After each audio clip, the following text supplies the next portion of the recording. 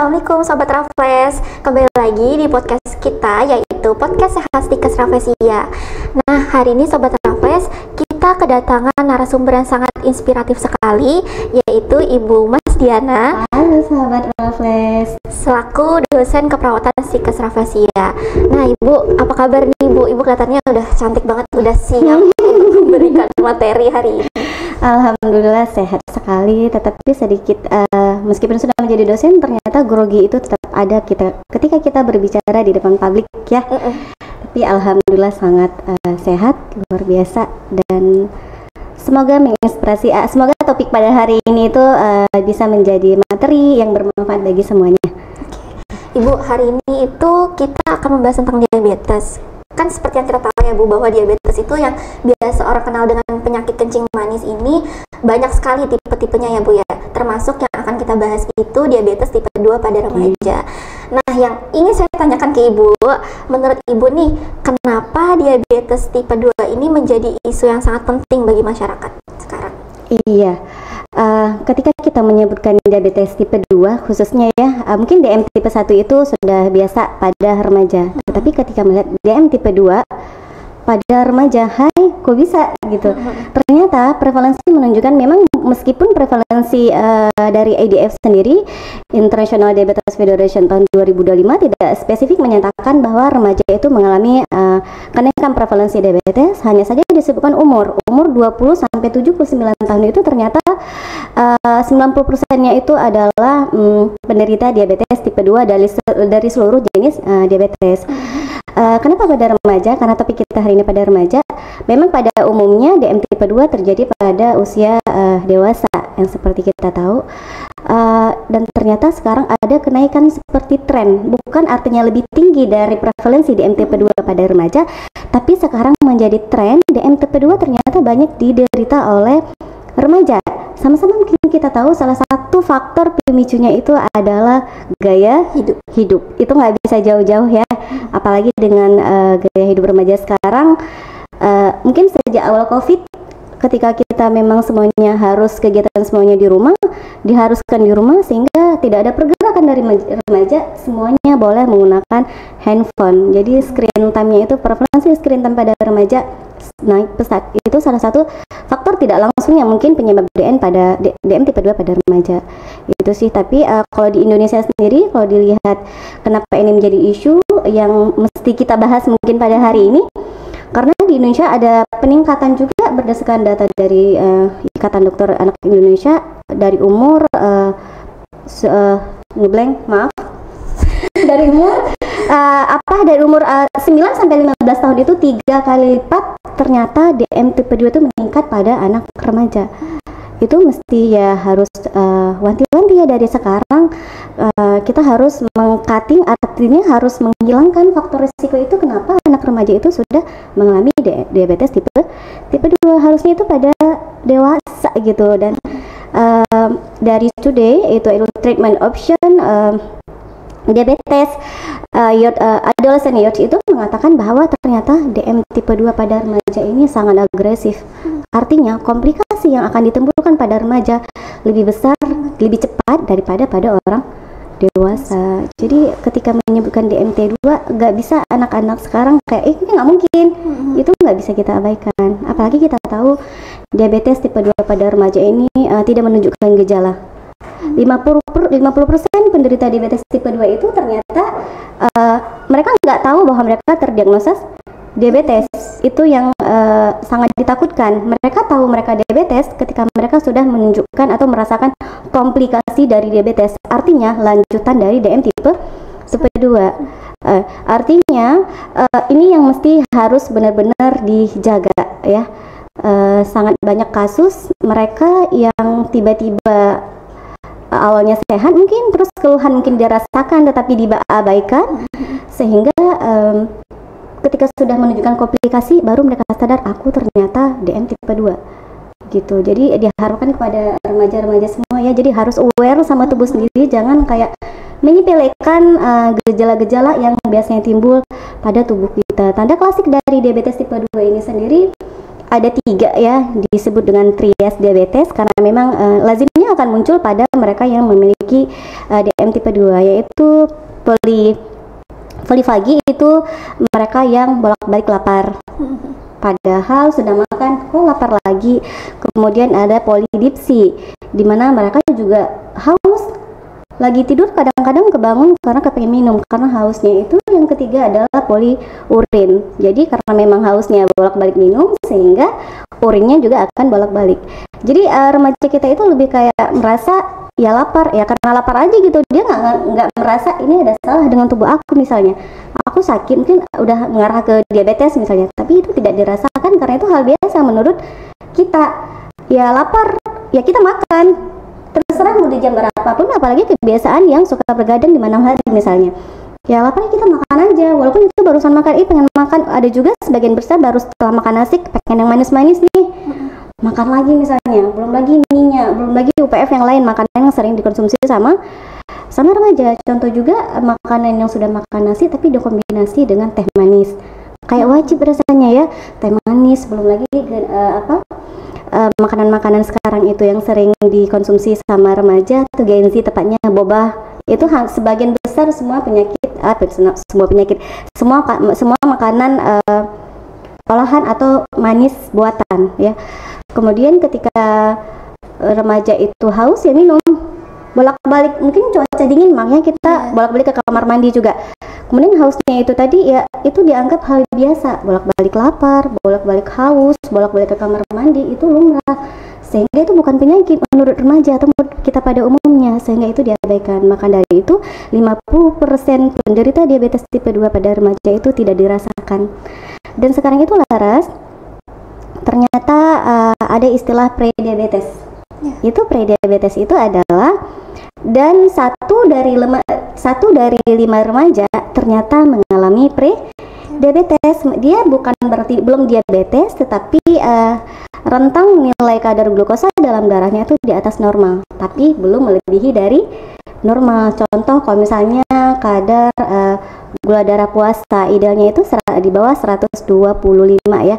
Ini memang rentangnya tuh di bawah 125, di atas 100 itu dia sudah dikatakan pre-diabetes. Tetapi kalau misalnya gula darah puasanya itu di atas 126 itu sudah dikatakan diabetes. Maka harus lebih aware sama tubuh sendiri sih, itu aja. Remaja itu sekarang amat sangat cuek ya, kita lihat apa yang akan terjadi ke depan, padahal itu warning tubuhnya sering tidak dirasakan. Itu mungkin. Oke Bu, Ibu kan tadi menyebutkan bahwa memang sebetulnya remaja ini banyak yang tidak sadar ya dengan gejala-gejala yang sudah ada di dalam dirinya. Tapi sebetulnya itu ada yang membedakan nggak sih Bu antara remaja perempuan dan remaja laki-laki? Ataukah yang perempuan lebih tinggi karena diabetesnya atau yang justru laki-laki lebih tinggi? Tidak sih, karena yang menunjukkan gejala atau penderita diabetes tipe ini dari gejalanya itu sama ya, laki-laki dan perempuan. Yang membedakan mungkin karena apa yang dikonsumsinya ataupun dari dilihat faktor genetik. Biasanya mereka yang sudah punya riwayat keluarga menderita diabetes tipe 2 itu lebih rentan, lebih rentan artinya lebih predisposisinya sudah ada, lebih cepat terkena diabetes tipe 2. Hal ini berdasarkan referensi yang saya baca ya, ternyata mereka yang sudah punya faktor resiko dari DM tipe 2 keluarganya itu sel beta pankreasnya itu lebih cepat merasa lelah dalam menghasilkan insulin. Makanya dari itu gula darahnya itu lebih cepat naik dibandingkan mereka yang tidak punya anggota atau riwayat keluarga yang menderita diabetes tipe 2 gitu. Oke, tapi sebetulnya itu kalau faktor genetik kan biasanya jadi peluang besar ya Bu. Itu sebenarnya bisa diberhentikan nggak sih Bu? Bisa tentu. Maaf, faktor genetik itu memang salah satu faktor DM tipe 2, tetapi itu bukan menjadi faktor utama. Ternyata salah satu faktor utama yang mesti harus dirubah adalah faktor atau gaya hidup, pola makan dan aktivitas fisik pada remaja ya. Jadi memang harus banyak-banyak ya, pilih makan, dilihat lagi, dipilih-pilih, jangan yang mengandung tinggi kalori ataupun aktivitas fisik. Jadi harus banyak gerak remajanya ini. Meskipun dia sudah memiliki genetik ya dari anggota keluarga sebelumnya, tetapi dilihat dari pola makannya bagus, aktivitas fisiknya bagus, kemudian dia tidak merokok, tidurnya cukup, itu saya rasa itu bisa diatasi ya. Artinya banyak kok kasus DM tipe 2 bisa diremisi prevalensinya jika gaya hidupnya itu dirubah menjadi lebih baik, itu mungkin. Oke Bu. Semisalnya nih Bu, ada remaja yang dia itu sudah terdiagnosis diabetes. Nah, itu apakah bisa langsung di stop penyakit diabetesnya dengan cara dia menjaga makanan ataupun olahraganya dia secara rutin? Itu sebenarnya bisa di stop nggak Bu untuk diabetesnya? Apakah cuman hanya bisa dikontrol saja? Kalau misalnya ketika kita mendengar salah satu mitos ya, tetapi memang pada kenyataannya sebagian besar iya, tergantung kitanya bahwa DM tipe 2 itu penyakit kronik seumur hidup. Kayak rasanya kalau kita sudah menjadi penyandang diabetes, nggak mungkin kita kayak kembali normal seperti biasanya. Ternyata itu mitos. Artinya DM tipe 2 mungkin tidak bisa sembuh, tetapi kita bisa kontrol. Kontrol dengan apa? Dengan gaya hidup tadi, dengan aktivitas yang bagus, dan tidak merokok, menjaga istirahat yang bagus, dan tentu kalau memang sudah DM tipe 2-nya itu kadar gula darahnya tinggi dalam tubuh, tetapi tetap harus menjalankan perawatan. Perawatan itu pengobatan contohnya. Ada tiga ya, ada tiga pengobatan diabetes itu sendiri untuk orang yang mengkonsumsi. Yang pertama obat untuk memproduksi insulin, karena tadi salah satu kenapa kadar gula darah kita tinggi itu insulinnya itu yang ngerasain capek gitu untuk pankreas yang menghasilkan hormon insulin itu sedikit, sehingga harus menggunakan obat untuk meningkatkan insulin. Yang kedua itu adalah sensitivitas insulin, dan yang ketiga adalah obat untuk menggantikan insulin. Jadi pada dasarnya itu kenapa kadar gula darah kita itu tinggi? Kita ini pada remaja khususnya sangat menganak emaskan satu organ, apa itu?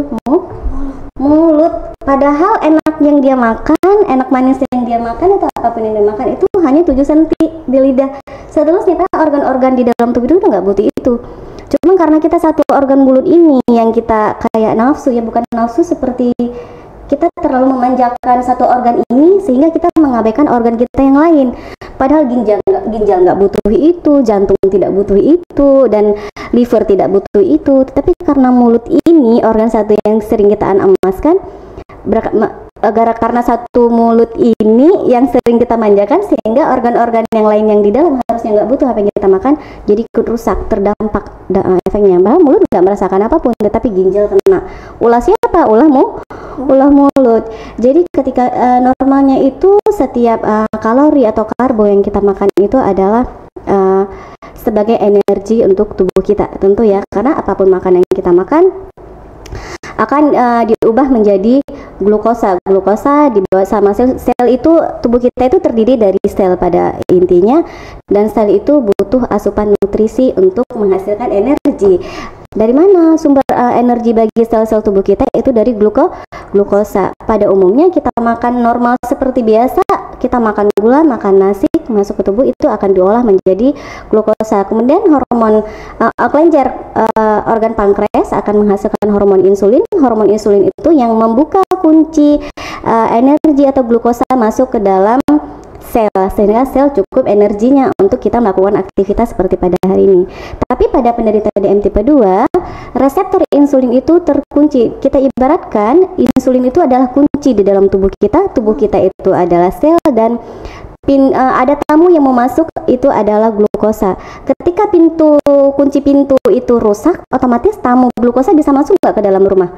Nggak akan bisa. Artinya sel nggak dapat energi dong, karena glukosa yang harusnya masuk ke dalam rumah, dia di luar, tetap menunggu di dalam darah, nggak bisa masuk. Insulinnya itu kayak reseptor insulin tadi nggak bisa peka, jadi sel itu nggak peka dengan kehadiran dari glukosa yang akan masuk. Jadi tidak diizinkan masuk sama si kunci ini, insulin, sehingga sel di dalam tubuh kita kekurangan energi. Makanya bolak-balik lapar juga salah satu tanda klasik. Tadi kita sudah bahas penderita diabetes itu bolak-balik lapar karena energinya itu sel di dalam tubuh kita tidak mendapatkan energi yang cukup, karena glukosa cuman nunggu di dalam darah, tidak masuk ke dalam sel. Jadi karena dia bolak-balik ditembus, berusaha dia numpuk di situ, tetapi pankreas sendiri tadi tetap menghasilkan hormon insulin. Padahal tadi kunci tadi nggak kebuka, selnya itu sampai sehari ini misalnya nggak nerima glukosnya, nggak ada energinya. Makanya reseptor otak menyampaikan ke tubuh, hei aku lapar. Ya iya, selnya nggak dapat energi, glukosanya masih numpuk di dalam darah, dan pankreas menghasilkan insulin, pada akhirnya dia capek. Makanya sebenarnya kalau misalnya idealnya glukosa kita dalam sehari itu adalah 5 gram. 1 sendok teh itu 1 hari sebenarnya untuk keperluan tubuh. Tapi kira-kira kita berapa gram sehari mengkonsumsi gula? Itu yang menyebabkan pankreas kita ngambek gitu. Pagi sudah makan nasi, terus siang makan cilok, siang makan lagi mie ayam, lalu makan lagi boba, kemudian teh manis dingin sampai ke sore. Setiap gula yang masuk, pankreas juga akan menghasilkan insulin. Dia ngambek dong, capek. Dia makannya terlalu banyak glukosa yang masuk, sedangkan glukosa itu harus masuk ke dalam sel. Tapi karena memang tadi dia bolak-balik makannya manis, sehingga ya pankreas ini capek untuk menghasilkan insulin. Makanya disebut dengan resistensi insulin. Karena yang punya badan ini ngerasain nggak peka juga, dia punya satu organ tadi yang begitu baiknya, setiap kita makan glukosa masuk, karena semua apa yang kita makan akan dipecah menjadi glukosa. Setiap itu masuk, ternyata insulin tadi dikeluarkan sama pankreas untuk agar glukosa itu masuk ke dalam sel. Ternyata ketika resistensi insulin itu adalah sel itu sudah sensitif dengan hadirnya insulin, sehingga nggak bisa glukosa masuk. Itulah yang buat kenapa hiperglikemi. Jadi glukosa itu menumpuk di dalam darah, otomatis darah itu mengental, dan tentu saja dengan kadar glukosa yang tinggi. Itu mungkin.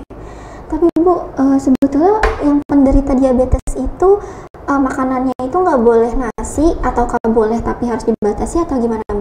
Sebenarnya boleh ya. Di dalam Islam itu Allah juga, kita sudah pelajari itu, Rasulullah walaupun bukan hadis tetapi kebiasaan yang dilakukan pada umumnya, kita makan sebelum lapar, berhenti sebelum kenyang, dan tidak boleh berlebih di situ. Boleh makan nasi, tapi idealnya untuk bagi mereka yang sudah menderita diabetes, 1/3 karbo nasi, 1/3 protein, dan 1/3 serat. Dan cara mengkonsumsinya itu ternyata kita duluan makan nasi dulu ya. Makan nasi, malah ada sebagian orang yang enaknya itu belakangan dia makan ikan, contoh protein itu belakangan dia makan, disisain dia makan nasi dulu, terus terakhir dia makan ayam atau ikan yang dia tinggalkan. Ternyata idealnya itu cara untuk tidak membuat lonjakan gula langsung tinggi ketika kita makan, itu makan seratnya dulu, sayur-sayur dulu 1/3 tadi yang 1 piring kita yang sudah kita sediakan. Kita makan sayur dulu, selesai sayur kita baru makan protein dulu. Ketika sudah makan protein, tetapi jangan sampai semuanya dihabiskan, misalnya ikannya atau tempenya, tahunya ditinggalkan sedikit dengan nasi. Artinya karbo terakhir yang kita makan. Itu salah satu cara tips agar lonjakan gula itu nggak langsung naik bagi penderita diabetes tipe 2. Tapi ada sebagian orang kayak sudah menderita, sudah menyandang DM tipe 2, tapi kayak menggantikan dengan beras merah itu lebih bagus, menggantikan dengan gandum itu lebih baik lagi. Kita mengurangi karbo di dalam tubuh karena menghasilkan kalori dan glukosa tadi yang kurang baik ya bagi tubuh. Jadi sebenarnya boleh aja makan nasi, tapi dengan cara yang tadi. Jadi seratnya dulu, proteinnya dulu, baru nasi. Jangan banyak nasinya, sedikit proteinnya, sedikit seratnya. Malah sebagian besar orang bilang nggak suka serat ya, nggak suka pakai sayur. Itu sebenarnya nggak boleh. Jadi menu seimbang itu sangat penting bagi penderita atau penyandang diabetes tipe 2. Boleh aja, tetapi dibatasin. Dan setelah makan nasi, jangan minumnya teh jangan minumnya teh manis lagi. Sudah makan nasi, kemudian minumnya teh manis dengan boba-bobaan, kemudian dengan cemilannya lagi, dessertnya itu harus cake. Itu yang tidak boleh. Tapi sebagian besar penyandang diabetes itu justru senang ya dengan makanan manis. Boleh juga makan manis, tapi sebelum makan nasi. Kita pengen makan nih meal apa gitu, pengen makan cake yang manis-manis, boleh kita makan itu dulu baru makan nasi dengan tadi juga kita makan seratnya dulu, protein, baru dengan nasi, ditutup dengan air putih, jangan lagi dengan teh manis. Itu mungkin tipsnya bagi mereka yang sudah menyandang DM tipe 2. Tapi tetap ya, pola makan dijaga, aktivitas fisik itu kayak sepaket, wajib harus berbarengan. Tapi fenomenanya sekarang, salah satu yang membuat 1 dari 5 remaja itu mengalami prediabetes atau DM tipe 2 yang sudah menyandang, itu sebagian besarnya itu tidak melakukan olahraga. Mereka olahraga itu idealnya 30 menit 3 kali dalam seminggu paling minimal. Malah bagi mereka yang sudah menyandang diabetes itu sangat bagus olahraganya itu olahraga beban.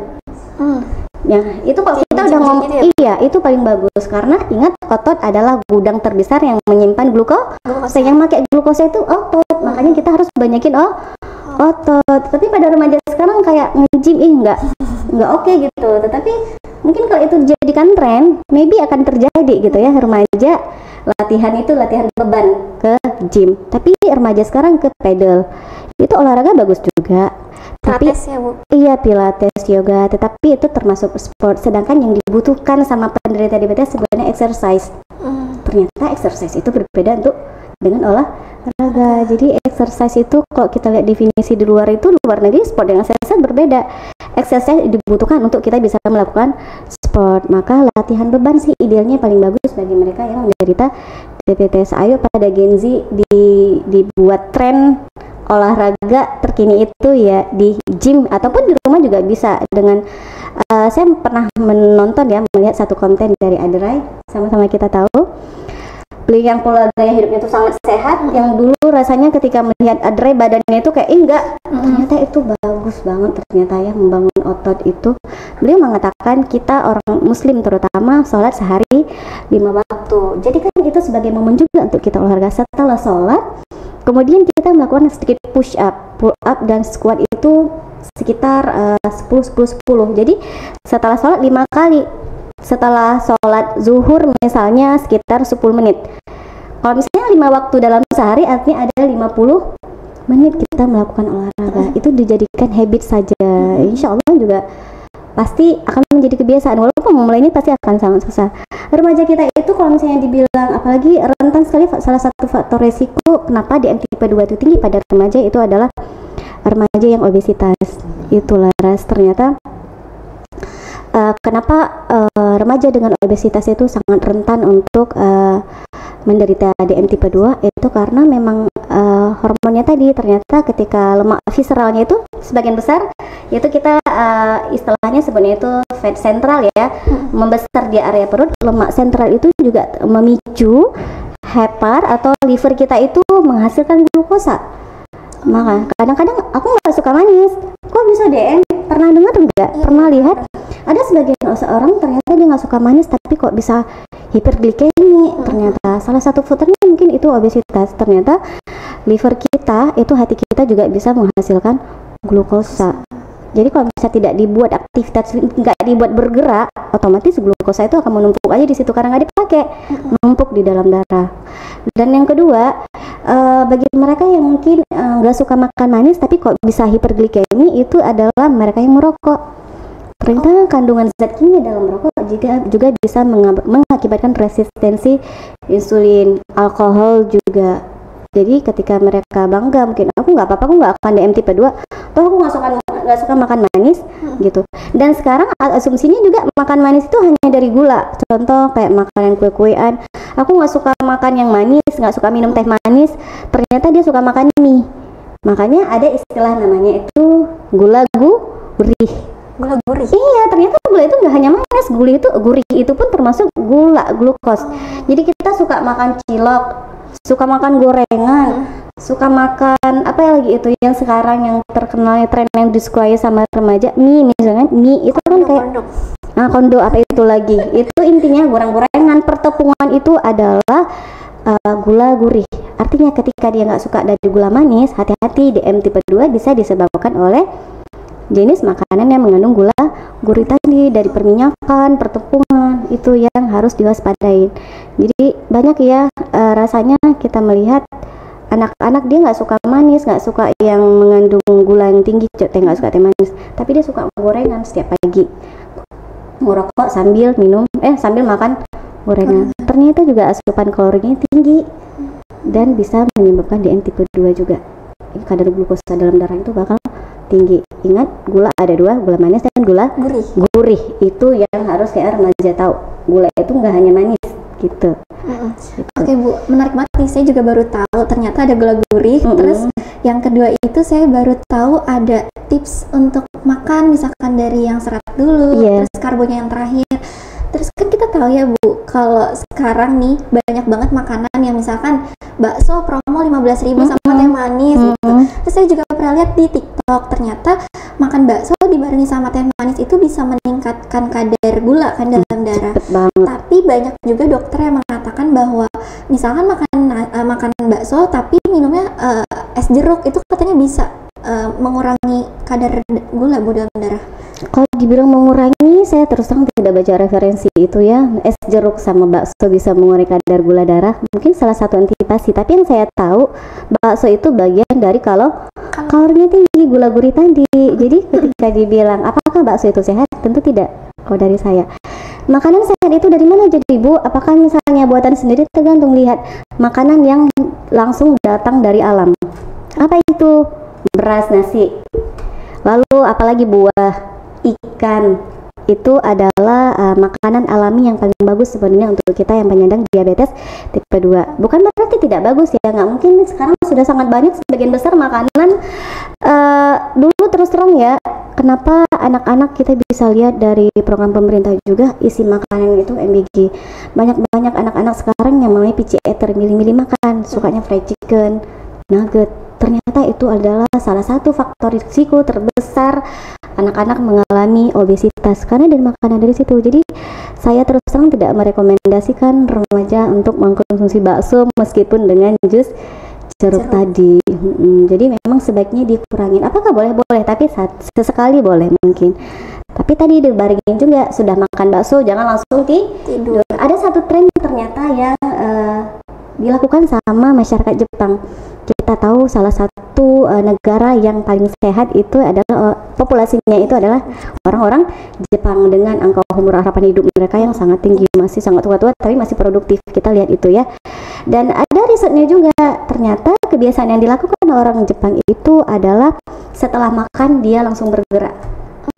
Nggak ada baru selesai ayo kita jalan sebentar kan baru selesai makan gitu istirahat dulu. Ternyata itu justru nggak bagus.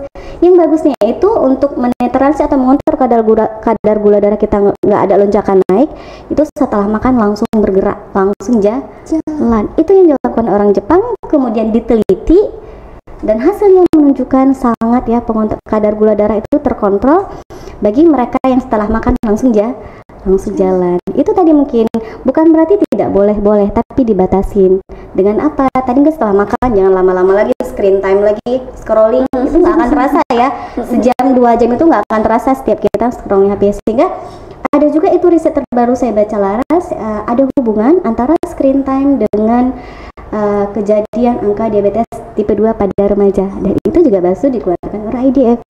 Walaupun bukan menyebabkan secara langsung, mungkin karena screen time ini yang membuat anak-anak tidak bergerak. Yang penting gerak, tubuh ini harus bergerak. Itu kadang-kadang sampai screen time ini buat mereka tidak bergerak, screen time ini yang buat mereka kadang-kadang enggak tidur. Sehingga aktivitas fisik, aktivitas yang selama ini dilakukan sepanjang hari, malamnya dilanjut lagi dengan screen time, kualitas tidurnya nggak dapat. Kapan tubuh kita perlu melakukan regenerasi sel? Tentu sel darah merah umurnya 120 hari. Sel darah putih umurnya berapa hari? 4 hari. Dia setiap hari itu melawan setiap virus bakteri yang masuk ke tubuh. Itu luar biasa pokoknya jasa dari sel darah putih. Tapi umurnya cuma 4 hari. Apa yang kita lakukan untuk membalas jasa budi dari sel darah putih ini? Istirahat yang cukup dan nutrisi yang bagus. Dan ketika kita tidur, ada 3 tahapan tidur. Di tahapan ketiga itulah yang dilakukan namanya regenerasi sel. Jadi artinya untuk mendapatkan tahapan ketiga ini, tahap 1, tahap 2, tahap 3, kita harus benar-benar dapat kualitas tidur yang bagus. Masalahnya banyak remaja sekarang tidurnya pun harus scrolling dulu. Iya, kadang-kadang jam 2 nggak terasa masih nggak bisa tidur, buka lagi HP. Padahal mungkin salah satu yang menyebabkan dia nggak bisa tidur karena scrolling HP-nya itu, cahayanya itu yang membuat otaknya tuh mikir dia masih belum ngantuk, masih bangun nih si bos yang punya badan gitu, sehingga reseptor ngantuknya itu nggak ada dikeluarkan sama sarafnya. Jadi yang paling penting untuk kebutuhan regenerasi sel kita ini adalah saingi tubuhnya dengan tidur yang cukup dan nutrisi yang bagus. Itu mungkin. Terus nih ya Bu, saya kan punya temen ya Bu ya, kadang kalau misalkan habis makan tuh selalu tidur. Terus misalkan saya tegur nih, jangan tidur nanti diabetes gitu. Tapi dia beralasannya nggak apa-apa kan, tadi udah nyapu, udah ngepel, udah bersih-bersih itu sama aja kayak olahraga. Sebenarnya sama atau enggak sih, Bu? Beda. Oh, beda. Banyak orang itu bergerak. Olahraga bukan. Olahraga itu adalah gerakan yang teratur dan terstruktur. Jadi bukan berarti olahraga ngepel nggak bagus, juga bagus, itu bergerak. Tubuh kita butuh bergerak. Tapi untuk olahraga itu berbeda dengan bergerak seperti biasa itu melakukan aktivitas, bukan olahraga. Jadi ketika ada yang bilang olahraga, yang mungkin kan tadi udah nyapu. Banyak tuh ibu-ibu juga kita lihat tadi kan sudah ngepel seharian udah capek gitu. Ternyata berbeda. Terutama mungkin untuk mereka yang belum menyandang diabetes itu bisa bagus juga untuk memenuhi aktivitas fisiknya.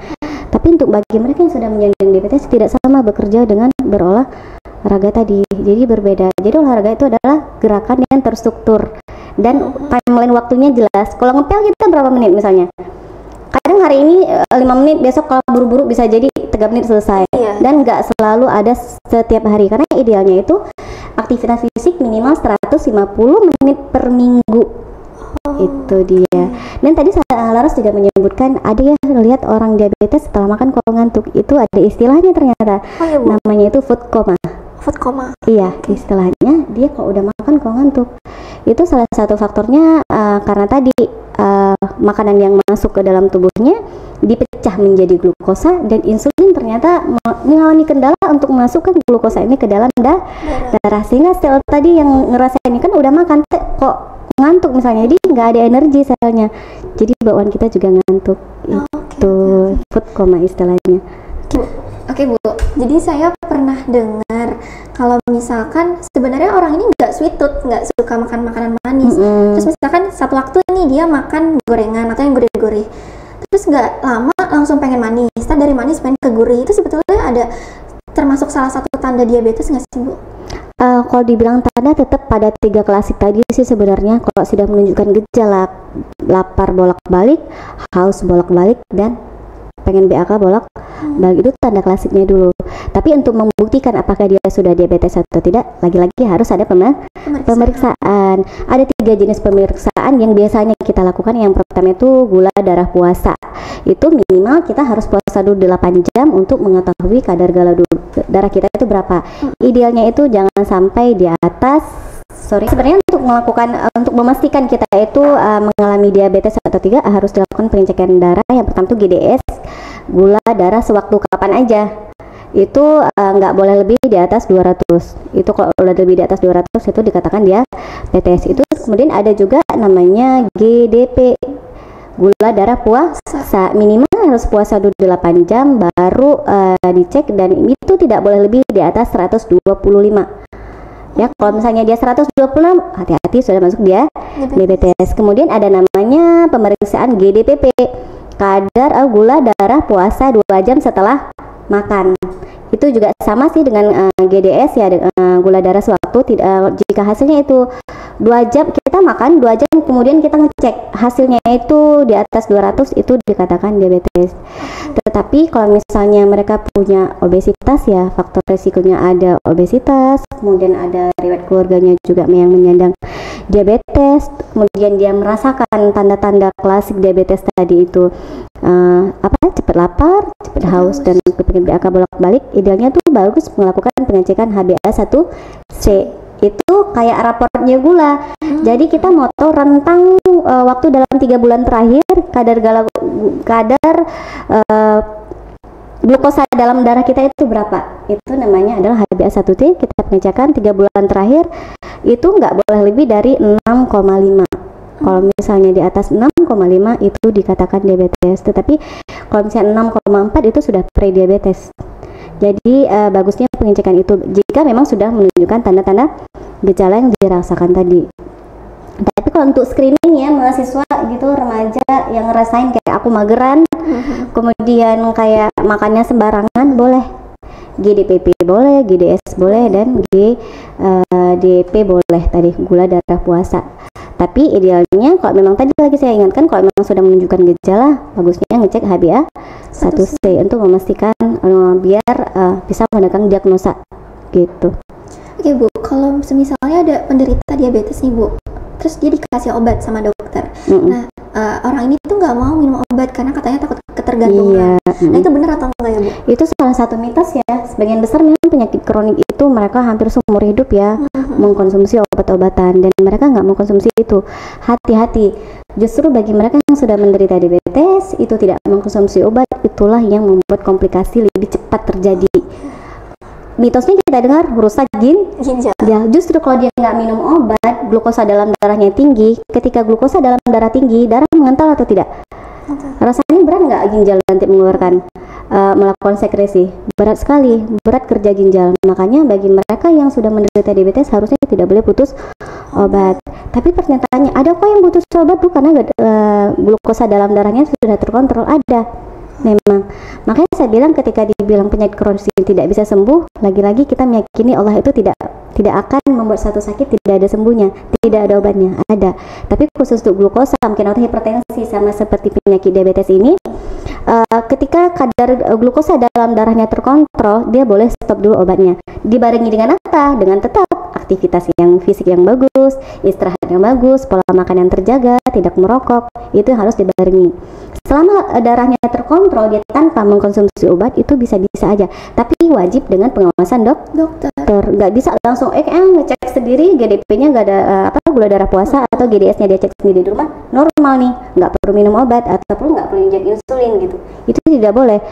Meskipun harus dilihat rentang waktunya berapa lama normal, dan tentu harus dilakukan konsultasi juga dengan dokter gitu. Jadi jangan tidak minum obat bagi mereka yang menyandang diabetes. Justru obat itulah yang membantu agar ginjalnya tetap sehat, mampu bekerja dengan baik. Itu dia.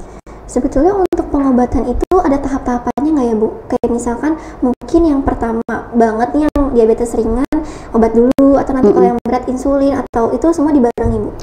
Sebenarnya juga tergantung dari glukosa dalam darahnya tadi berapa sebenarnya. Terus terang suami saya sendiri itu penyandang diabetes dan sekarang sudah lebih dari 12 bulan termasuk pada remaja. Beliau menyandang diabetes dari umur 22 tahun, dan saat itu tidak menunjukkan gejala. Mungkin ada gejalanya tetapi diabaikan. Tadi kayak bolak-balik lapar, ya memang lapar, bolak-balik haus ya karena haus, jadi diabaikan. Jadi suatu ketika beliau pingsan, kemudian dicek GDS-nya, gula darah sewaktunya itu sampai 400, sangat tinggi. Memang dokter langsung menyarankan insulin saat itu. Tetapi karena beliau merasa banyak orang nggak mau ya, kenapa salah satu mungkin kayak stigma di masyarakat, kita lihat ketika sudah diabetes kualitas hidupnya seperti menurun, padahal tidak. Karena tadi ternyata sebagian besar penyandang diabetes menyuntik insulin itu sakit gitu. Itu juga yang buat terakhir suami saya sendiri nggak mau menggunakan insulin karena sakitnya itu. Jadi rutin konsumsi obat sampai sekarang sudah 11 tahun ya. Jadi rutin konsumsi obat, walaupun bagus mana Bu, obat atau insulin? Sebenarnya bagus insulin. Oh gitu Bu. Iya, karena memang untuk penyandang diabetes insulinnya tadi yang berkurang. Jadi langsung insulin yang dibutuhkan sama tubuh, insulin itu butuh untuk memasukkan glukosa ke dalam sel tadi. Kalau misalnya insulinnya kurang, glukosa numpuk aja di darah yang buat tinggi. Tapi karena insulinnya tercukupi, sehingga glukosa tadi gampang masuk ke sel untuk menghasilkan energi. Jadi kalau ditanya lebih bagus mana, kalau saya sendiri memang dari referensi yang saya baca itu lebih bagus insulin langsung sebenarnya. Tapi apakah boleh obat? Tidak boleh, tentu ada obat dan ada jenis obatnya juga sebenarnya. Seperti yang saya katakan di awal, ada 3 tahapan pengobatan untuk menghasilkan insulin, menggantikan insulin atau membuat insulin lebih reaktif gitu. Tapi memang itu kembali lagi ke pasien dan anjuran dokternya. Tapi bagusnya langsung insulin. Tapi kalau memang masih dikontrol dengan obat juga nggak apa-apa. Insulin maupun obat tetap harus dibarengi dengan gaya hidup yang sehat. Meskipun sudah minum obat, tapi suka-suka hati masih makannya, suka-suka hati tidak olahraga, itu juga akan sangat susah gitu. Jadi obat tetap harus berbarengan dengan gaya hidup yang sehat. Mungkin itu. Oke Bu, jadi saya mau tanya nih Bu, saya pernah baca buku kalau ternyata diabetes itu punya banyak komplikasinya. Salah satu komplikasi yang saya notice nih Bu, itu ada di gangguan penglihatan, bisa jadi kabur penglihatannya atau buram. Nah yang ingin saya tanyakan, kalau semisalnya penderita diabetes itu mengalami kabur penglihatan, kemudian dia mengonsumsi obat insulinnya dengan baik, terus kadar glukosanya juga sudah normal, itu penglihatannya bisa kembali normal nggak Bu? Satu sisi untuk kasus yang ditanyakan Laras ya, ketika memang penyandang diabetes kan sebagai besar pankreasnya itu kurang menghasilkan insulin. Tapi ada research yang menunjukkan bahwa dengan latihan fisik yang rutin sehingga membentuk massa otot itu ternyata bisa memperbaiki pankreas dalam menghasilkan insulin. Jadi kalau misalnya di mata kabur memang sudah terlanjur kabur di awal, mungkin itu harus dengan pengobatan lanjutan, nggak bisa. Dia kan faktor yang diakibatkan oleh dia diabetes. Mungkin kalau memang sudah kabur itu mungkin sudah dengan bantuan kacamata. Tapi ada kasus yang minus itu berkurang dengan misalnya banyak mengkonsumsi vitamin A, tetap ada perawatan atau tetap menjaga matanya agar tetap sehat. Tetapi kalau misalnya komplikasi yang paling sering muncul juga itu sampai kebutaan disebabkan oleh salah satu komplikasi oleh DM tipe 2. Jadi memang kalau memang sudah komplikasi, kita tahu diabetes ini adalah mother of disease. Kenapa mother of disease? Maknya, jadi maknya itu menghasilkan anak-anak yang lain gitu. Makanya mother of disease.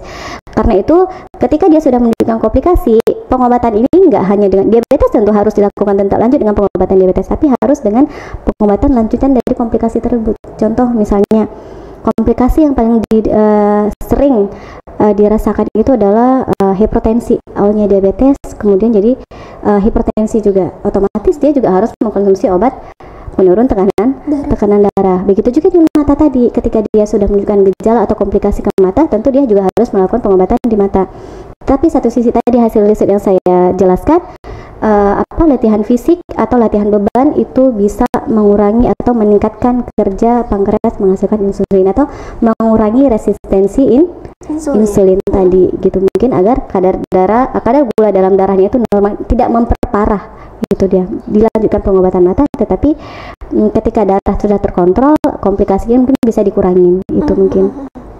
Oke, ternyata untuk yang gangguan penglihatan itu kita nggak bisa self diagnose. Kalau misalkan kadar glukosanya itu normal, apakah bisa kembali normal itu nggak bisa langsung ya Bu, karena harus dibarengi dengan pengecekan. Iya, benar-benar, karena setiap komplikasi itu tentu harus ada terapi lanjutan dari komplikasi yang ditimbulkan, walaupun tetap penyebabnya adalah diabetes atau resistensi insulin ini tadi di awal gitu.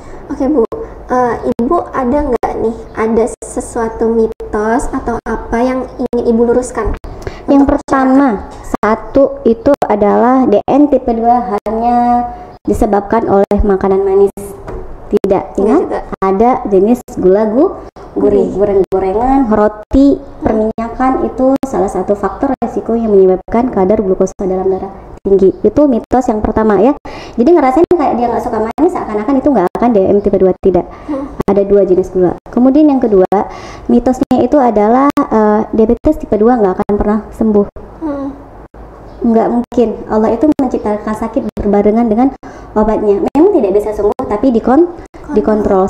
Selama kadar gula dalam darahnya dikontrol, dibarengin dengan gaya hidup sehat, obat rutin, itu bisa jadi malah obatnya itu tidak perlu dikonsumsi. Tapi tentu dengan pengawasan. Artinya DM tipe 2 itu masih bisa dikontrol kadar glukosa darahnya, jadi tidak harus seumur hidup mengkonsumsi obat. Yang kemudian stigma mitos lainnya adalah ketika mereka mengatakan apalagi salah satu faktor DM tipe 2 ini kan genetik. Ketika sudah genetik, iya, aku karena mamaku memang sakit, aku juga bakal DM tipe 2. Tidak selama faktor genetik itu bisa memastikan bahwa kita juga akan menderita DM tipe 2 pada remaja khususnya.